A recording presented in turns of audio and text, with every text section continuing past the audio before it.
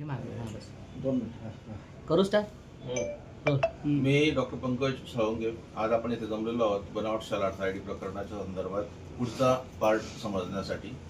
तर काल नाशिक रोड सत्र न्यायालयाने 15 लोकांचा 15 जे अटकपूर्व जामीन अर्ज दाखल केलेला होता त्यांचा अर्ज फेटाळलेला आहे.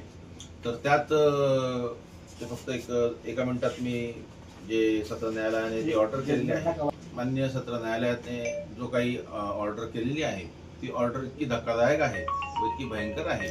ती ऑर्डर मी तुम्हाला एका मिनिटात जो त्यातला मेन कोट आहे मान्य न्यायाधीश जोशी साहेबांनी केला तो मी वाचून दाखवू इच्छितो. मराठीत सांगतो. ती ऑर्डर इंग्लिशमध्ये होती.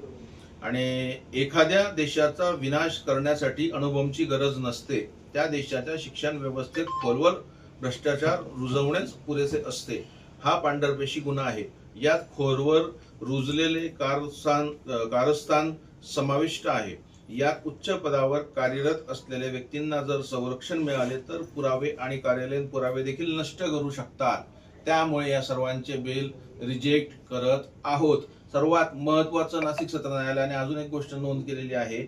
ती मराठीत त्यांना सांगितलेली आहे की ज्ञानाची मंदिरे असणाऱ्या पवित्र शाळेच्या प्रांगणात जेव्हा गुन्हेगारी कृती घडते तेव्हा केवळ त्या वास्तूची पवित्रता नष्ट होत नाही तर भावी पिढीच्या चारित्र्याचा आणि पर्यायाने राष्ट्राच्या भविष्याचा पाया ढासळतो. म्हणजे किती भयंकर म्हणावं हे, अतिशय भयंकर.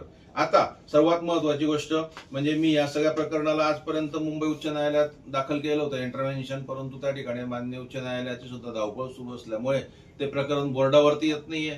त्यामुळे मला नाईलाजास्तव आता हे सर्व प्रकरण मान्य सर्वोच्च न्यायालय दिल्ली येथे PIL मला फाईल करतो आहे. या PIL मध्ये 2000 जो संदर्भ मी घेणार आहे की 2016 मध्ये पश्चिम बंगाल येथे असाच एक पद्धतीचा जो आता शालार्थाडीचा घोटाळा झालेला आहे त्याच पद्धतीचा बनावट शिक्षक भरतीचा घोटाळा 2016 साली घडलेला होता. तर त्यात पश्चिम बंगाल सरकारने पश्चिम बंगाल उच्च न्यायालयाने एक पिटिशन फाईल केलेलं होतं. तर त्याच्यामध्ये पिटिशन फाईल केल्यानंतर त्यामध्ये साधारणतः 25,753 शिक्षक होते की ज्यांना माननीय उच्च न्यायालयाने बडतर्फ केलेलं आहे. त्यांच्याकडून वेतनेतर लाभ कायमस्वरूपी काढून घेतलेले आहेत. त्याच्यामुळे मी या निकालाचा आधार घेऊन PIL फाईल करतो आहे.